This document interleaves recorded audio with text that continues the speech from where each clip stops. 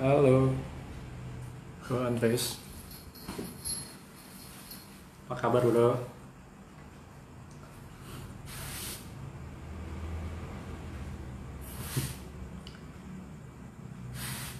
Nunggu yang lain dulu ya.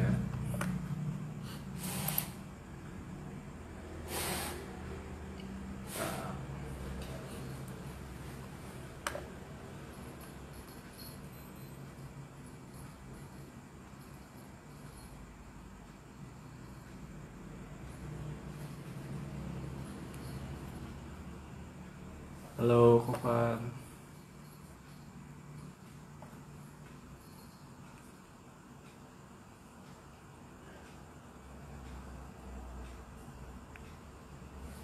Shalom, Kak Roy. Kak Roy Solisa. Oke, kita nunggu pembicaranya dulu ya.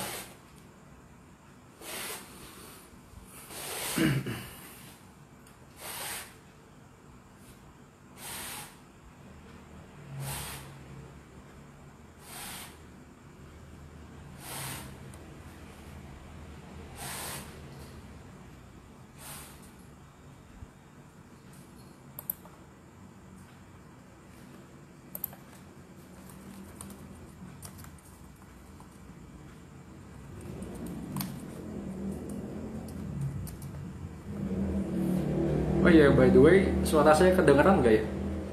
Kovani, Kak Roy.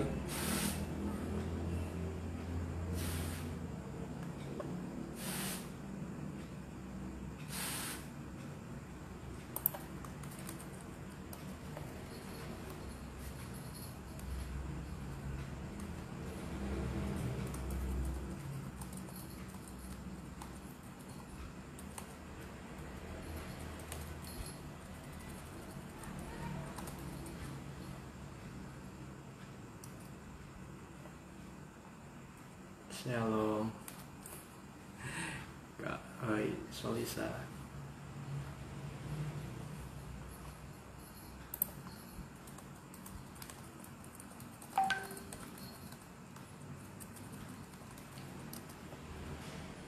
Mantap.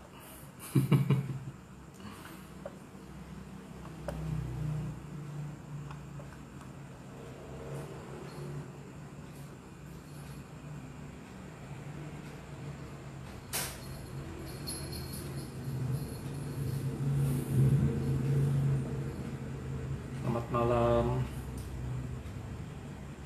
Pak Billy.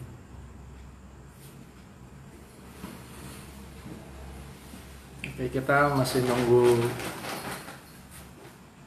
Brother Randy. Sebentar lagi dia akan gabung sama-sama dengan kita.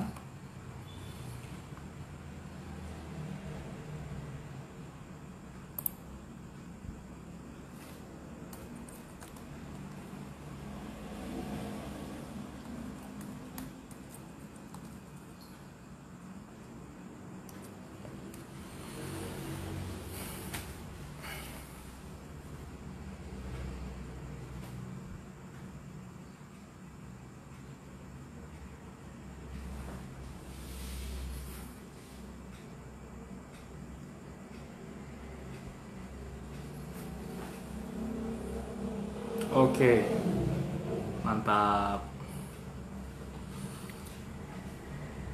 Oke, shalom teman-teman. Selamat malam. Sebelum kita mulai You Talk kita malam hari ini, yang pembicaranya udah ada di antara teman-teman juga. Mungkin aku bacain dulu sedikit CV dari beliau ya.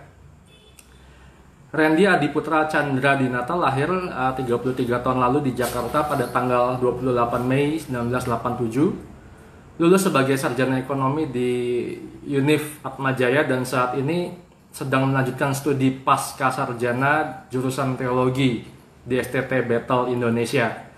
Beliau menikah dengan Theodora Tuska Dita Batubara pada 20 Juli 2013 dan telah dikaruniai dua orang anak, yaitu Dominic Erastus Chandra Dinata dan Emily Evangeline Chandra Dinata.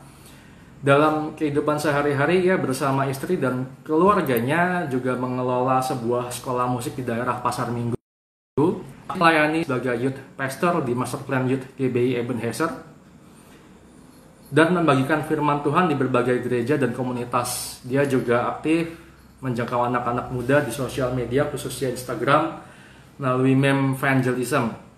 Visi dan kerinduan yang Tuhan tanamkan di hatinya adalah membangkitkan pemimpin-pemimpin muda yang berjuang menjadi seperti Kristus dan memiliki hati Kristus bagi generasi. Oke, karena itu langsung aja saya ajak bergabung. Dan oke, bentar lagi dia akan gabung sama-sama dengan kita.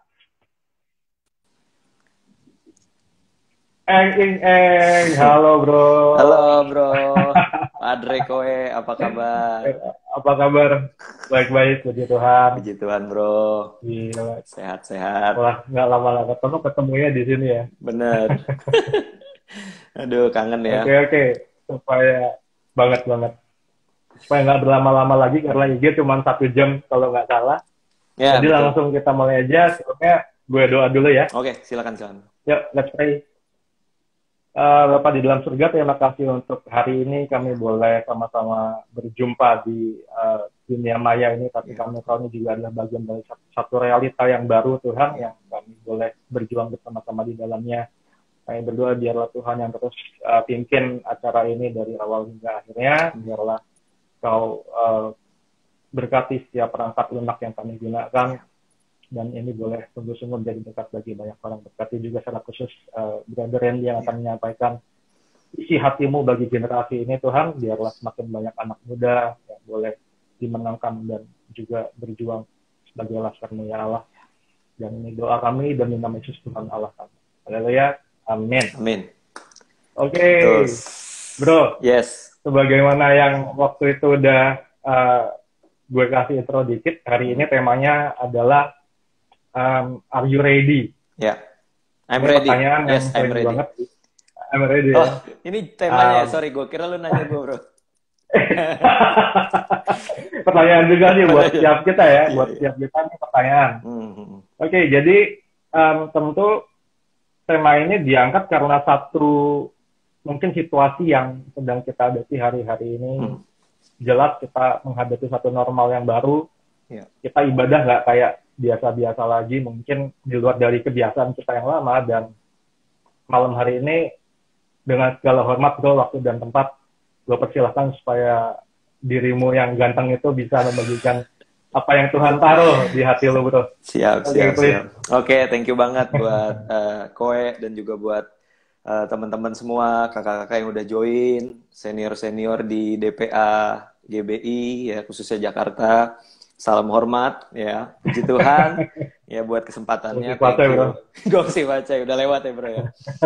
Jadi benar-benar ini satu tema yang buat gue sangat relevan ya, karena zaman sekarang kita diperhadapkan dengan satu situasi yang sangat spesial, satu situasi yang berbeda dari yang biasanya terjadi.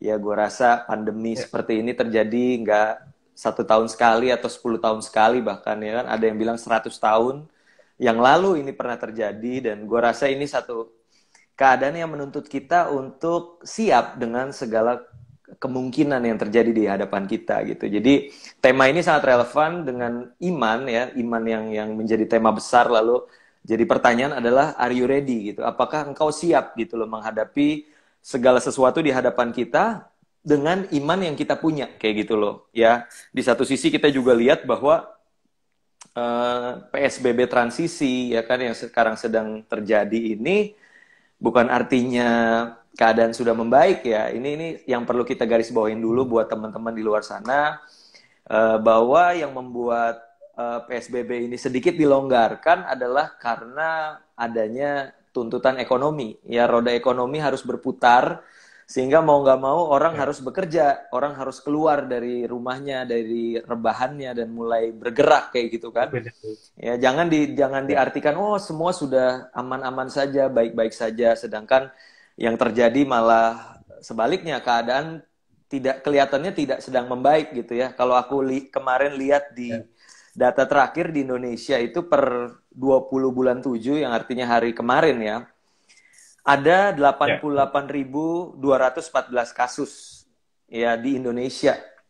Pertambahannya itu 1.693 kasus di Indonesia ini gitu. Jadi boleh dikatakan ini jumlah yang banyak ya. Ada yang bilang melebihi di Tiongkok. Emang benar gitu secara data ya, sudah melewati Tiongkok gitu. Jadi kalau kita berpikir bahwa wah ini artinya kita udah bisa nih, udah bisa nongkrong lagi, kita udah bisa ngelakuin segala sesuatu yang dulu kita lakukan, rasanya kita harus berpikir ulang teman-teman. Ya, kita harus mulai mengevaluasi lagi keadaan ini seperti apa sih yang sekarang gitu. Jadi sebisa mungkin kalau nggak penting-penting amat, ya nggak usah kemana-mana ya kan. Harus lebih banyak, bener, lebih banyak di rumah. Kecuali ya emang benar-benar urgent, kita harus melakukan aktivitas. Tapi kalau sekedar buat nongkrong-nongkrong, buat nyantai-nyantai, ya itu mendingan di rumah aja lah kayak gitu kan. Nah, jadi dari latar belakang itulah kita mesti punya iman yang siap dengan segala keadaan yang ada di hadapan kita. Ya, kita nggak tahu akan hari esok itu seperti apa gitu. Cuma Alkitab memperlengkapi kita, mengajarkan kita untuk punya kesiapan ketika kita menghadapi apa yang akan terjadi di kemudian hari. Makanya temanya adalah Are you ready gitu kan. Dan di kesempatan kali ini aku mau sharing 3 hal, Bro, Padre Koe ya, dan juga teman-teman, apa yang harus kita lakukan gitu loh, menghadapi sesuatu yang di depan kita yang kita nggak tahu seperti apa kayak gitu loh. Yang kasarnya itu siap nggak siap, ya itu akan terjadi kayak gitu loh. Ya, jadi aku catat ada 3 poin sih yang mau aku bagiin malam hari ini. Nggak banyak-banyak ya 3 poin karena cuma 1 jam gitu. Biasa sih 10 poin ya bro ya. Oh ya bro, dan itu semalaman. Dan nanti tengah-tengah kalau misalnya ada pertanyaan buat teman-teman, mau bilang netizen tapi kayak netizen sekarang kesannya negatif ya.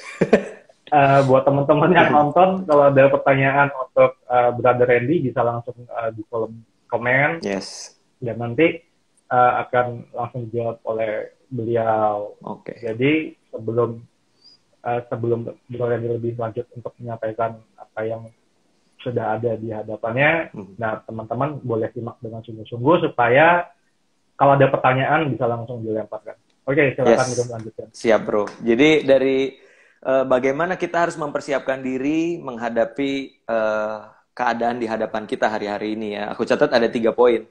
Bicara tentang iman. Yang pertama, kita harus punya iman yang diwujudkan dengan pertobatan. Ya, yang pertama itu iman yang diwujudkan dengan pertobatan. Ya, entah kenapa ketika aku lagi renungin bahasan hari ini, aku teringat akan satu kisah di Perjanjian Lama, kisah tentang Daud, ya seorang raja yang luar biasa, tapi dia punya dosa yang nggak kalah luar biasa juga.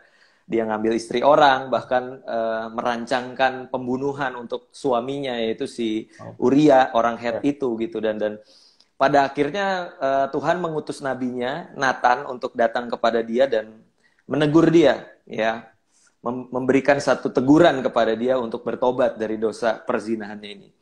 Dan yang menarik dari seorang Daud adalah dia menerima teguran itu dengan rendah hati. Dia menyadari, aku telah berdosa kepada Tuhan, katanya. Itu di 2 Samuel 12 ayat 16 sampai 17 ya. Aku akan bacain sedikit. Jadi poin yang pertama bicara tentang iman yang diwujudkan dengan pertobatan. Itu loh. Di situ dikatakan, lalu Daud memohon kepada Allah oleh karena anak itu. Jadi gini, sebelumnya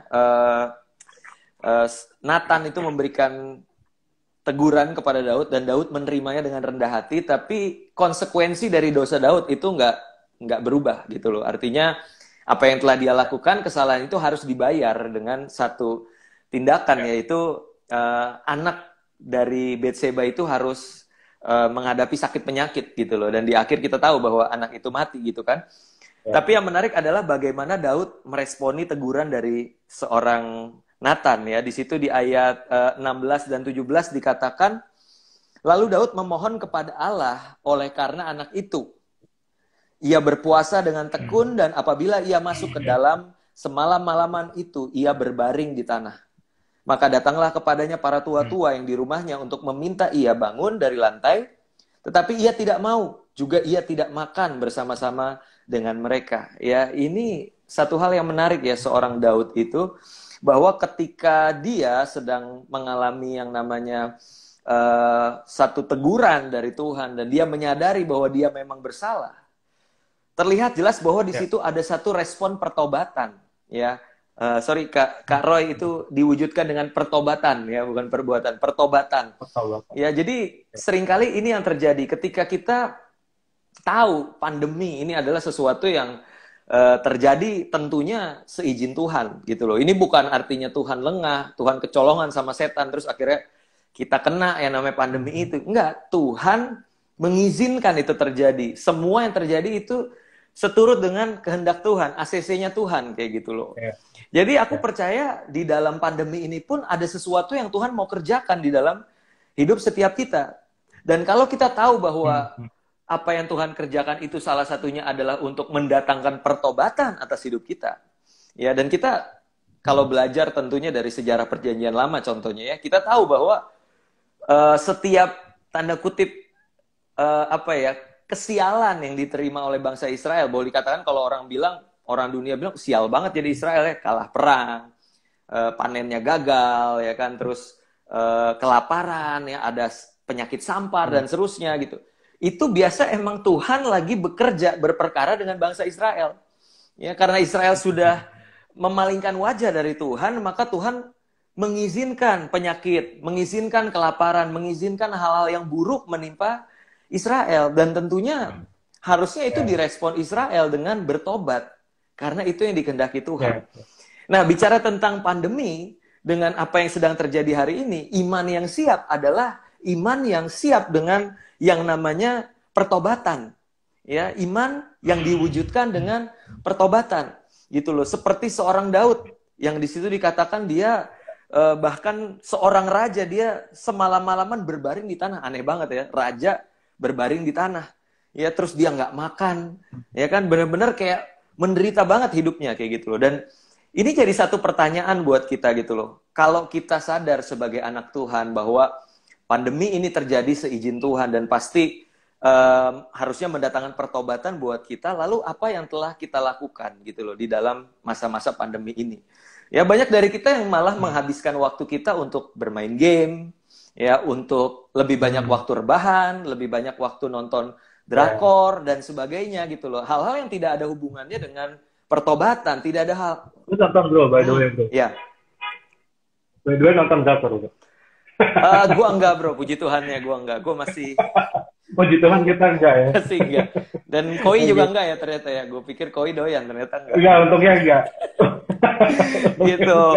Ya, yang miris adalah yang terjadi adalah orang bukannya berbalik, tapi malah mengisi waktu-waktu ini dengan hal-hal yang sebenarnya kurang berguna gitu loh. Bahkan lebih jauh lagi, waktu itu aku sempat baca di Italia, ketika pandemi terjadi malah situs pornografi yang tadinya berbayar itu dikasih free dulu untuk sementara gitu loh, supaya mengisi waktu luang mereka yang terkena pandemi gitu kan. Sangat miris, tapi itu yang terjadi kayak gitu loh. Dan pertanyaannya, kalau kita sadar bahwa hari-hari ini Tuhan izinkan terjadi untuk kita bertobat, lalu pertobatan macam apa yang kita kerjakan dalam hidup kita gitu loh. Adakah kita seperti yang di 2 Tawarik katakan bahwa kita merendahkan diri di hadapan Tuhan, lalu mengakui jalan-jalan kita yang jahat, kita berdoa, kita mencari wajah Tuhan? Apakah itu yang kita lakukan gitu loh? Karena itu sangat menentukan gitu loh. Satu hal yang bisa mengubah kehendak Tuhan. Ya, ini bicara soal kemarin gue sistematika teologi ya, dan ada satu pembahasan di sini ya, punya Grudem pasti bro udah pernah jalanin, dan di sini dikatakan bahwa satu hal yang merubah kehendak Tuhan adalah pertobatan manusia gitu loh. Ya, selama manusia itu nggak menghendaki pertobatan, orang itu tidak berbalik kepada jalan-jalan Tuhan, maka Tuhan pun tidak akan memulihkan keadaan bangsa itu gitu loh. Ya, jadi sudahkah kita kembali kepada jalan-jalan Tuhan, meninggalkan jalan-jalan kita yang jahat, kita mulai sungguh-sungguh mencari wajah Tuhan, kita mulai sungguh-sungguh kembali dari jalan-jalan kita yang jahat gitu loh, untuk berkenan kembali di hadapan Tuhan. Dan itu selalu polanya seperti itu kan bro, kita pelajari ya, bahwa Tuhan hadirkan malapetaka, Tuhan hadirkan pandemi, lalu Israel bertobat, ya Israel berbalik dari berhala-berhala mereka, barulah Tuhan memulihkan segala sesuatu. Nah, yang jadi pertanyaan sekarang, sejauh mana kita berbalik dari jalan-jalan kita yang jahat? Sejauh mana kita sungguh-sungguh untuk mencari Tuhan? Gitu sih.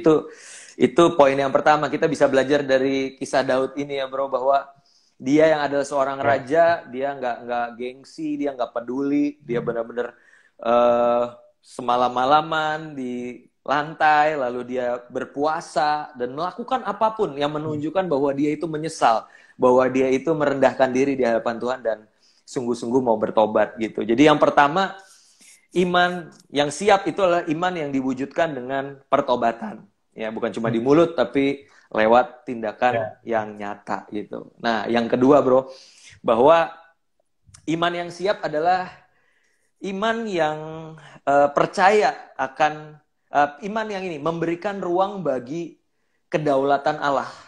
Ya, nah ini menarik juga. Iman yang memberikan ruang bagi kedaulatan Allah. Nah, banyak dari kita yang mungkin sampai di poin pertama tadi, wah, kita berseru kepada Tuhan, kita meminta kepada Tuhan dengan sungguh-sungguh berbalik dari jalan-jalan kita yang jahat. Tapi gini, kita akan berharap bahwa, oke ya Tuhan, aku udah lakukan bagianku, now you have to do your part. Lu harus lakukan bagianmu, kayak gitu loh. Ya, padahal gini, bahwa di atas yang namanya iman, ya di atas yang namanya kerinduan manusia, doa, puasa yang bisa dilakukan manusia, di situ ada yang namanya kedaulatan Allah, dan itu nggak bisa diganggu-gugat, teman-teman. Ya, nggak bisa diganggu-gugat. Itulah kedaulatan Allah, dan kita harus memberikan ruang bagi kedaulatan Allah, dan kita harus menghormati kedaulatan Allah, karena kita percaya bahwa manusia dengan segala pemikirannya, dengan segala rancangannya itu sangat terbatas. Hanya Dia, Bapa kita lah yang punya rancangan yang tidak terbatas di luar dari kemampuan kita berpikir, dan kita percaya bahwa semua rancangannya, walaupun hari ini kita belum mengerti, tapi kita menerima dengan iman bahwa itu mendatangkan kebaikan buat setiap kita. Dia tidak akan melakukan sesuatu yang tujuannya untuk membinasakan kita, tapi semua dikerjakan untuk mendatangkan kebaikan bagi kita, kan? Itu Roma 8 ayat 28 kayak gitu loh. Dan tentunya sebagai anak Tuhan harus berharap, harus berdoa ya sampai hari ini, jangan putus asa. Ya, tapi ingat bahwa iman itu harus diletakkan di bawah kedaulatan. Ya, kita harus hormat kepada apa yang Tuhan kerjakan, karena kita tahu bahwa itu yang terbaik dalam hidup kita. Ya, jadi pertanyaan are you ready salah satunya adalah are you ready bukan cuma buat revival, bukan cuma buat pemulihan, tapi are you ready kalau Tuhan izinkan pandemi ini masih terus terjadi? Apakah kita masih tetap beriman ketika pandemi ini Tuhan masih izinkan terjadi? Ya. Di 2 Samuel tadi. Dan kemungkinan masih sampai tahun depan ya, bro. Ini kalau dari banyak berita yang kita dengar, kemungkinan masih bisa sampai 2020. Yes, betul. Jadi bersiap-siap ya, berjaga-jaga ya. Harus antisipasi ya segala kemungkinan yang terjadi kayak gitu loh. Dan kalau kita baca di 2 Samuel tadi, kelanjutannya ayat 2 Samuel 12 ayat 18 sampai 23, di situ dikatakan pada hari yang ke-7 matilah anak itu. Ya, jadi Daud udah berpuasa, udah tidur-tiduran di tanah, ternyata anaknya mati juga. Ya, dan di situ dikatakan sebab mereka berkata ketika anak itu masih hidup kita telah berbicara kepadanya. Ya ayat 18 ya tadi. Dan pegawai-pegawai Daud takut memberitahukan kepadanya. Anjing kesayangan gue, bro. Iya, gak apa-apa, bro. Iya. Nah, bahwa anak itu sudah mati sebab mereka berkata. Bro, di right back ya, bro. Oke, siap, bro. Gue bacain lanjut ya. Ketika anak itu masih hidup, kita telah berbicara kepadanya, tetapi ia tidak menghiraukan perkataan kita. Bagaimana kita dapat mengatakan kepadanya, anak itu sudah mati, jangan-jangan ia mencelakakan diri. Ayat 19, ketika Daud melihat bahwa pegawai-pegawainya berbisik-bisik, mengertilah ia bahwa anak itu sudah mati. Lalu Daud bertanya kepada pegawai-pegawainya, sudah matikah anak itu? Jawab mereka, sudah. Lalu Daud bangun dari lantai. Ia mandi dan berurap dan bertukar pakaian. Ia masuk ke dalam rumah Tuhan dan sujud menyembah. Sesudah itu pulanglah ia ke rumahnya, dan atas permintaannya dihidangkan kepadanya roti, lalu ia makan. Berkatalah pegawai-pegawainya kepadanya, apakah artinya hal yang kau perbuat ini? Oleh karena anak yang masih hidup itu engkau berpuasa dan menangis, Tetapi sesudah anak itu mati, engkau bangun dan makan. Jawabnya, selagi anak itu hidup, aku berpuasa dan menangis. Karena pikirku, siapa tahu Tuhan mengasihani aku, sehingga anak itu tetap hidup. Tetapi sekarang ia sudah mati, mengapa aku harus berpuasa? Dapatkah aku mengembalikannya lagi? Aku yang akan pergi kepadanya, tetapi ia tidak akan kembali kepadaku. Ya, jadi ya inilah seorang Daud ya, betapa kita bisa mempelajari dari kisah hidup seorang Daud, bahwa ketika ada peluang bagi anak itu untuk tetap hidup, dia akan lakukan yang terbaik yang dia bisa. Dia berdoa, dia berpuasa, dia merendahkan diri di hadapan Tuhan. Tapi ketika pada akhirnya Tuhan tetap izinkan anak itu mati, apa yang Daud lakukan? Nggak tertulis tuh di Alkitab, lalu dia ngambek sama Tuhan, dia guling-gulingan lebih parah lagi, dia menyiksa diri, dia menyilet-nyilet badannya kayak gitu. Enggak. Yang dia lakukan adalah dia bangkit dari keterpurukannya, dia langsung mengurapi kepalanya dengan minyak, dia langsung datang ke bait Allah, dia menyembah Tuhan. Dan dia makan kembali seperti sedia kala. Ya bahkan kalau di bawah selanjutnya lagi, dia menghiburkan hati Bersyeba dan dia berhubungan badan kembali dengan Bersyeba sehingga lahirlah Salomo kayak gitu.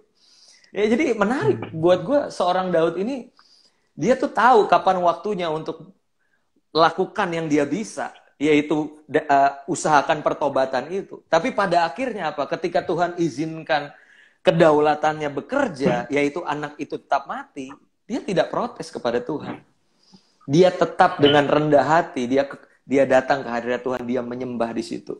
Sebagai bentuk pengagungan dan persetujuan bahwa oke Tuhan, thy will be done. Apapun yang terjadi, itu semua kehendak-Mu dan itu pasti yang terbaik buat aku. Kayak gitu. Jadi, gue suka satu statement juga yang terkenal dari almarhum Pendeta Bikman Sirait.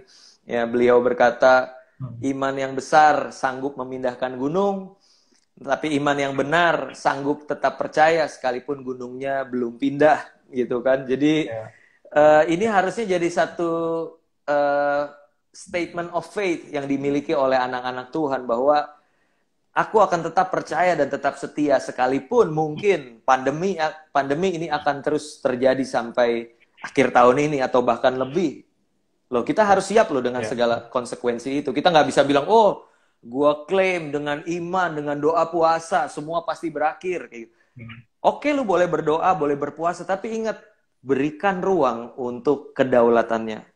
Karena dari situlah kita menyadari bahwa kita manusia dan dia Tuhan. Kita ciptaan, dia pencipta. Dia yang berhak menentukan segala sesuatu. Dan kita tunduk di bawah kedaulatannya dan berkata, jalanmu di atas jalanku, rancanganmu di atas rancanganku. Aku nggak ngerti apa yang kau sedang kerjakan, tapi aku mau percaya bahwa itu pasti yang terbaik buat aku. Kayak gitu. Ya, karena aku percaya bro, di tengah kondisi seperti ini, yang terkena dampak ekonomi, yang terkena sakit penyakit, itu bukan cuma yang di luar Kristen loh. Ya, yang di dalam scoop, di dalam circle kekristenan pun banyak yang terkena dampak dari COVID dan juga ekonomi dan seterusnya kayak gitu. Jadi kesempatan kita tahu juga banyak hamba Tuhan aja juga sampai meninggal. Ya, dan betul. Ya itu yang apakah kita berani berkata bahwa pendeta-pendeta atau hamba-hamba Tuhan itu kurang iman karena mereka terkena pandemi ini kayak gitu kan? Karena iman sejatinya bukan bicara sekedar sakit jadi sembuh, terus apa yang kita pengen dikabulkan gitu loh. Justru iman dinyatakan, terbukti justru di tengah penderitaan saat kita terkena dampak dari COVID. Apakah kita tetap bisa setia kepada Tuhan? That's faith. Itulah iman. Ya, jadi kita mesti punya pengertian yang benar tentang iman, yaitu iman yang memberikan ruang bagi kedaulatan Allah, ya, itu poin yang kedua. Ya, kita harus siap dengan segala kemungkinan, dan salah satunya adalah the worst, ya, is yet to come. Ya, gue bukannya mau pesimis ya bro, gue bukannya mau pesimis, cuma berusaha realistis aja lah, karena Tuhan bilang rumahmu bukan di sini, ya, lo menantikan satu tanah air yang lebih indah, lo merindukan rumah yang lebih baik, kediaman yang lebih baik, dan jelas itu bukan di bumi, ya. Itu yang kedua. Terus yang ketiga bro, yang terakhir, ya, iman yang seperti apa ketika kita bicara soal pandemi ini ya. Yang ketiga adalah baru yang tadi Kak Roy sempat singgung, iman yang selalu siap dengan perubahan. Ya, iman yang selalu siap dengan perubahan. Ya, jadi kalau kita pelajari dari kisah Daud juga tadi di 2 Samuel 12 ya ayat 18 sampai 20, di situ benar-benar kita bisa lihat reaksi yang begitu bertolak belakang ya dengan apa yang terjadi. Ya, ketika anaknya mati, Daud benar-benar bereaksi 180 derajat. Ya, ini aneh banget ya. Tapi ini yang dilakukan oleh Daud. Jadi ketika anaknya mati, dia langsung bangkit dari dari keterpurukannya sampai-sampai orang bertanya, kok lu bisa sih, jangan-jangan ia mau mencelakakan diri, ya kan? Karena waktu anaknya sakit aja dia segitunya, apalagi pas anaknya meninggal kayak gitu kan. Tapi ternyata Daud malah melakukan yang sebaliknya, dia mandi, berurap, bertukar pakaian, masuk ke dalam rumah Tuhan dan sujud menyembah. Dia makan kembali dan melakukan aktivitas yang dia biasa lakukan gitu loh. Jadi artinya apa? Ketika di dalam kehidupan kita akan ada musim-musim kehidupan yang selalu datang silih berganti. Ya, salah satunya dengan adanya pandemi ini. Ya, welcome to the new normal. Selamat datang di new normal. Dan iman Kristen harusnya selalu siap dalam segala keadaan. Ya, siap nggak sih kita menghadapi yang dinamakan new normal ini?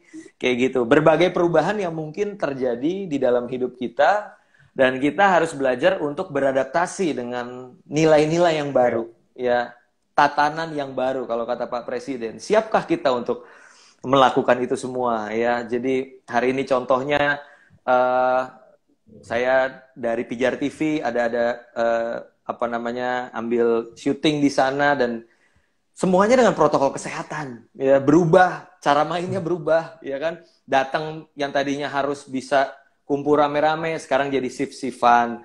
Lu datang jam segini ya, biar yang lain udah pulang duluan, menghindari keramaian, kayak gitu. Datang harus dengan masker, nih gue bawa masker kemana-mana, ya kan? Bawa hand sanitizer, ya kan? Terus jaga jarak, nggak bisa tos-tosan, nggak bisa rangkul-rangkulan. Dan itu kita harus beradaptasi gitu loh. Ya, kita harus menyesuaikan diri, dan kita jangan berharap mempertaruhkan hidup kita dengan berkata, oh kan gue beriman, kan gue datang atas nama Tuhan, terus lo hidup sembarangan, nggak cuci tangan, ya kan, nggak pakai masker, ya kan, itu jadi konyol gitu loh, ya. Dan orang Kristen harus siap untuk menghadapi setiap perubahan yang terjadi di dunia ini, ya kan. Bahkan ada satu statement yang berkata, gue nggak tahu nih siapa yang ngomong, dia bilang ini, tidak ada sesuatu yang pasti dalam hidup. Yang pasti dalam hidup itu hanyalah perubahan.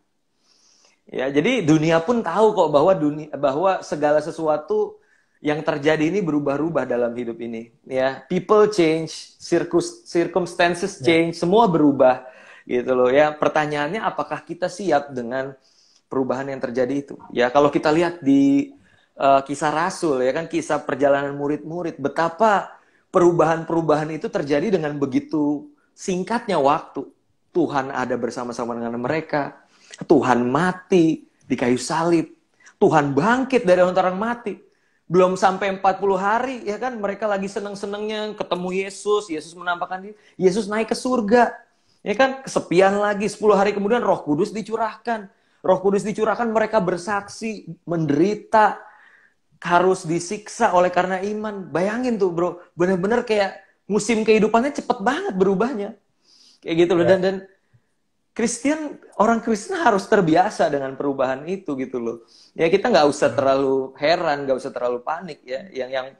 Yang kita tahu musim boleh berganti, tapi yang kita percaya bahwa Tuhan yang kita sembah itu nggak pernah berganti gitu loh. New normal, same God, Tuhan yang sama yang akan menyertai kita. Jadi kita nggak perlu takut, kita nggak perlu khawatir menghadapi perubahan-perubahan yang terjadi di hidup kita gitu loh. Dan gue percaya sih bahwa sebagai anak Tuhan kita pun sudah nggak asing ya dengan perubahan.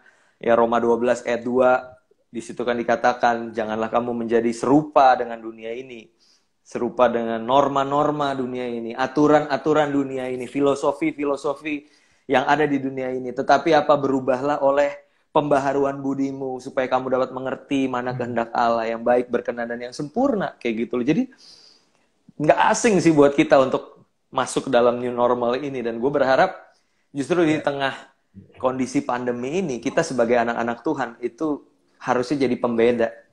Ketika dunia dengan segala isinya, ya kan, dunia zaman sekarang orang makin hari makin egois, makin mentingin diri sendiri. Orang makin berpikir gimana ya caranya gue survive. Orang Kristen beda. Orang Kristen malah berpikir gimana ya caranya orang lain bisa survive selain gue survive, kayak gitu. Jadi orang Kristen harus jadi jawaban justru di tengah pandemi ini. Janganlah malah dengan adanya pandemi kita jadi takut, kita jadi ciut, iman kita malah nggak siap dengan perubahan, lalu kita jadi egois, kita jadi pribadi yang self-centered kayak gitu loh. Tapi dengan adanya pandemi ini, justru ini kesempatan buat kita untuk jadi terang, untuk kita jadi pembeda, dan bagaimana dunia bisa mengenal Tuhan yang kita sembah lewat cara hidup kita yang berbeda, bro. Ya, dan itu bisa kita lakukan ketika mindset kita, pola pikir kita juga diubahkan oleh kebenaran firman Tuhan. Ya, gue share itu sih, bro, 3 poin yang bisa gue bagikan malam hari ini. Ya, semoga bisa diberkat buat teman-teman semua. Pasti bro. Siap. Mungkin gue nambahin dikit tuh. Oh, boleh banget. Banyak juga, bro. Boleh, bro. Soal Oke, tinggal dikit bro. Bahkan manusia dan isi dunia ini tuh emang diciptakan juga atas new normal loh, bro. Kalau ingat kelas PPL ya atau PPL. Iya, siap. Bumi itu awalnya kosong, alias kacau balau, terus Tuhan berfirman, maka jadilah keteraturan itu. Dan kita pun melangkahnya juga dari new normal sebenarnya. Yes. Siap nggak siap, harus siap sebenarnya. Betul, bro. Ya, dunia nggak akan menunggu kita untuk siap gitu loh. Kita yang harus sungguh-sungguh mempersiapkan diri ya, beradaptasi dengan segala perubahan yang ada. Soalnya kalau kita berani untuk bilang nggak siap, ya pasti kita akan ya cuman jadi bagian sejarah yang istilahnya hanya jadi korban. Korban sejarah doang tanpa kita bisa mengerti apa yang ada di balik sejarah itu sendiri. Dulu di The Best dibilang bahwa history itu bukan cuma sekedar sejarah ya, tapi kisahnya Allah. Yes. Dan alangkah berbahagianya kalau kita menangkap revelation itu ya. Jadi apa ya? Nah ini sedikit juga, bro, karena lo nyinggung tadi ya. Di kemarin di sistematika gue panjang, bro, panjang. Iya. Jadi gue ngelihat kayak bahwa emang Tuhan kan bergerak di dalam sejarah ya. Dan Tuhan tuh pakai nabi-nabinya. Tuhan pakai nabi-nabinya untuk menyatakan apa sih yang sedang dia kerjakan gitu loh. Dan sejarah akan cuma menjadi sejarah bagi orang yang tidak melihat apa yang Tuhan sedang kerjakan di balik itu semua. Kita akan cuma tadi yang seperti lu bilang cuma jadi bagian dari sejarah yang bilang gini, iya ya tahun 2020 gue tahu tuh masa-masa sulit tuh ya, mungkin kita udah jadi engkong-engkong gitu ya. Wah gila cu ya. 70 tahun yang lalu, 60 tahun yang lalu terjadi nih yang namanya pandemi ya, kita semua kesusahan kayak gitu-gitu. Ya kita akan bergerak di dalam sejarah, tapi kita nggak menemukan purpose-nya Tuhan di balik sejarah itu. Dan nabi-nabi Tuhan di perjanjian lama akan menyatakan apa yang Tuhan sedang kerjakan di masa-masa sejarah itu. Dan berbahagialah kita, anak-anak Tuhan yang Tuhan nyatakan apa yang menjadi isi hatinya, apa yang menjadi kehendaknya lewat pandemi ini. Dan bersyukurlah kita, bro. Maksudnya apa ya, Tuhan tuh lagi bergerak nih, lagi bekerja. Salah satunya IG Live ini pun bisa terselenggara pasti karena kita menangkap apa yang Tuhan sedang kerjakan kan di tengah pandemi ini. Ya, gereja menangkap, anak-anak Tuhan menangkap apa yang mesti mereka lakukan di tengah-tengah masa-masa yang sulit ini gitu. Jadi ayo mulai peka teman-teman untuk melihat apa yang Tuhan sedang kerjakan di masa-masa ini gitu loh. Dan pastikan kita terlibat di dalamnya. Ya, pastikan kita terlibat dalam his story, kisahnya dia gitu loh. Ya, karena tanpa kita terlibat pun Tuhan bisa bekerja. Ya, kalau kita nggak ikut, yang rugi tuh kita sendiri. Tuhan sama sekali nggak dirugikan. Ya, kalau kita terlibat di dalamnya, itu keuntungan buat kita, kebahagiaan buat kita. Gue jadi ingat juga tuh, bro, kisah Maut Hitam. Oh ya, Black Death. Bagi tahu kisah itu ya. 14-17 kalau nggak salah. Dan waktu itu yang meninggal jauh lebih banyak dari sekarang dari data yang ada. Gitu. Kalau nggak salah sekitar 50 sampai 200 juta orang perkiraannya. Tapi yang kalau kita lihat sejarahnya kemudian ternyata 100 tahun setelah itu terjadi reformasi gereja. Dan itu kayak satu momen yang mungkin waktu orang di era Black Death ini nggak pernah kebayang what would happen setelah maut hitam ini. Tapi setelah bencana yang begitu luar biasa, bahkan waktu itu juga isunya ini kayak apa udah mau second coming juga, itu ya sama kayak sekarang mirip. Selalu dikait-kaitkan ya. Tapi ternyata yang datang malah ternyata reformasi gereja. Dan kalau kita lihat lagi, reformasi gereja itu cikal bakal dari satu masa yang mengubah dunia, yaitu revolusi industri. Jadi kayak kalau kita emang benar-benar mau terlibat di dalam apa yang sedang Tuhan kerjakan, jadi bukan cuman istilahnya revival yang istilahnya apa ya happy seperti yang dulu kita bayangkan. Tapi justru di tengah-tengah satu keadaan seperti ini, kata revive itu harusnya menjadi satu momen yang menarik buat kita ya. Kita mestinya nyanyi lagu ini, sesuatu yang besar pasti terjadi. Jangan gue bro, nah, lu kan WL, dulu kan lu WL. Dulu. Pensiunan kok. Pensiunan WL, ya, thank you. Jadi buat teman-teman yang mungkin bergabung baru-baru belakangan ini, mungkin gue bacain ulang ya bro, dari tadi apa yang udah lu sampaikan. Please, bro. Jadi dalam menghadapi era new normal yang sedang berjalan, ada 3 hal yang harus kita miliki sebagai anak Tuhan. Yang pertama itu memiliki iman yang diwujudkan dengan pertobatan. Dan ini perlu kerendahan hati ya bro. Nggak bisa cuma sekedar lu bahas soal, nggak bisa cuma sekedar di mulut, yuk kita doa yuk sama-sama, yuk kita doa sama-sama.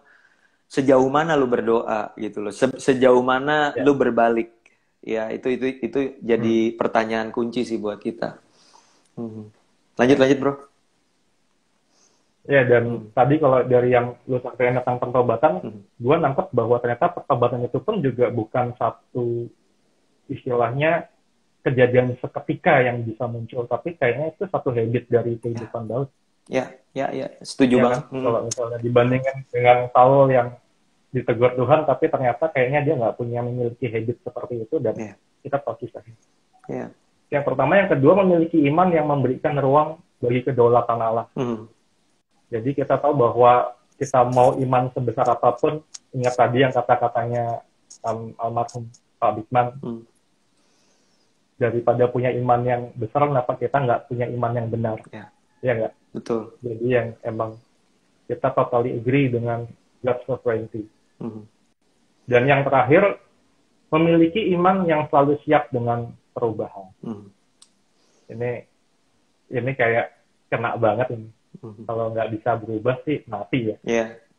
Change or die, ya beradaptasi atau mati lah itu. Karena gue pribadi juga punya sharing sedikit bro. Kemarin kan juga gue ngelola, tadi sempat disinggung di CV gue, CV ya kan tadi bio gue, bahwa gue juga ngelola sekolah musik kan di Pasar Minggu gitu. Dan bulan Maret itu memang terjadi pandemi kan, yang awal pandemi itu, dan mulai terjadi PSBB, dan sekolah musik harus tutup saat itu gitu loh. Dan kita diperhadapkan dengan murid-murid yang kemana gitu loh, ketika ini tutup kita gimana. Dan mau nggak mau kita langsung kepikiran, ayo kita buat online gitu, bukan online service ya, ini kursus online kayak gitu kan. Jadi mulai dikontek-kontekin satu-satu. Gimana? Servis juga, iya. Benar.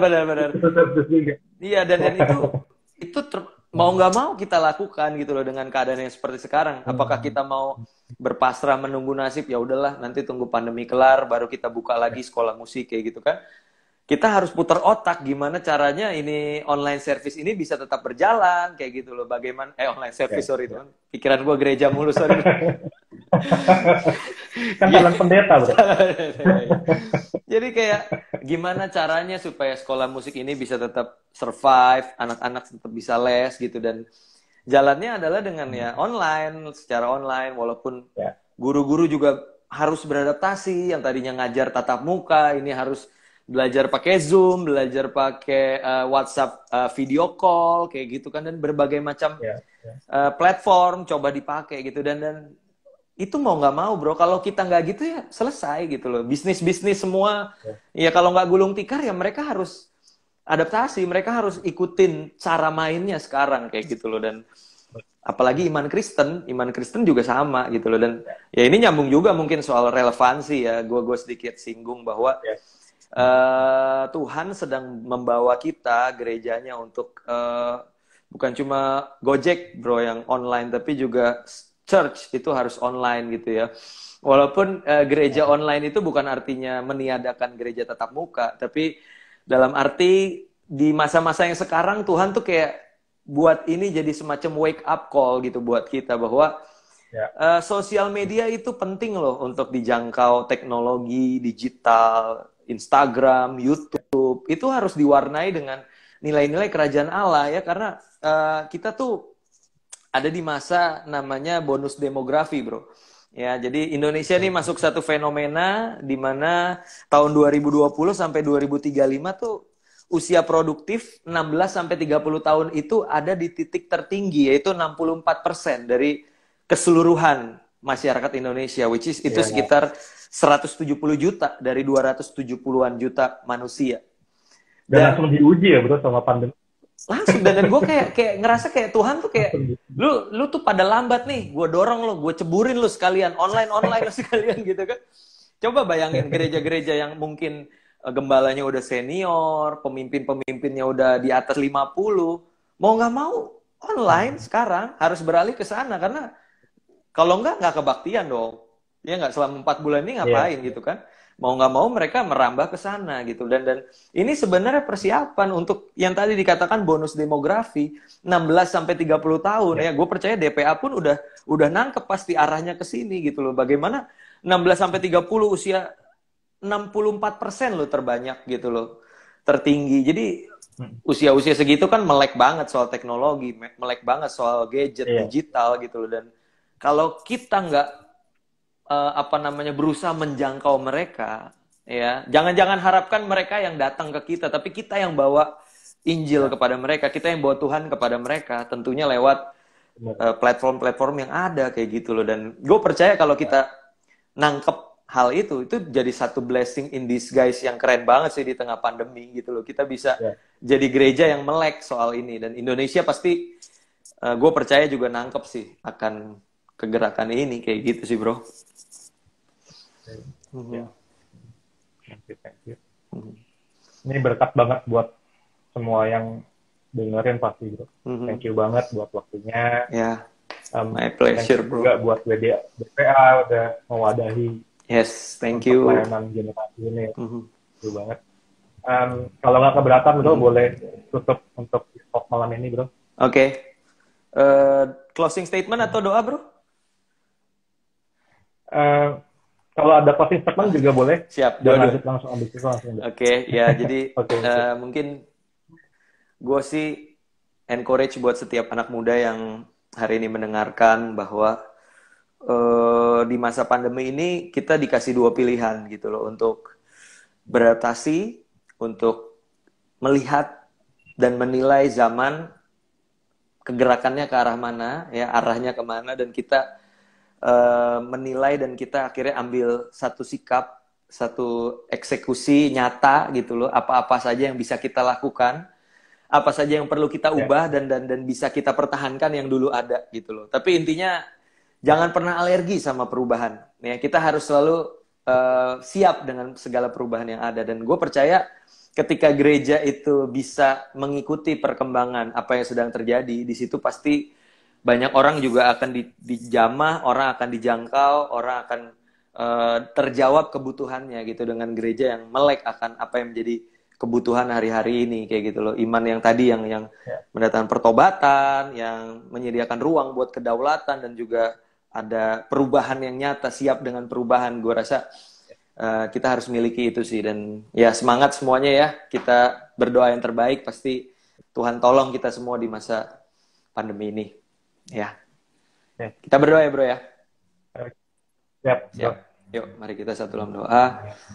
Bapa dalam surga, kami mengucap syukur Tuhan Yesus buat malam hari ini, kesempatan yang Kau anugerahkan untuk hamba-Mu Tuhan dan juga saudaraku Tuhan Koe yang telah sama-sama Tuhan kami sharingkan firman-Mu Tuhan, kami membagikan kebenaran buat saudara-saudari kami Tuhan lewat live Instagram ini. Terima kasih Tuhan Yesus buat kesabaran-Mu, untuk anugerah-Mu yang terus berlaku di dalam setiap kehidupan kami.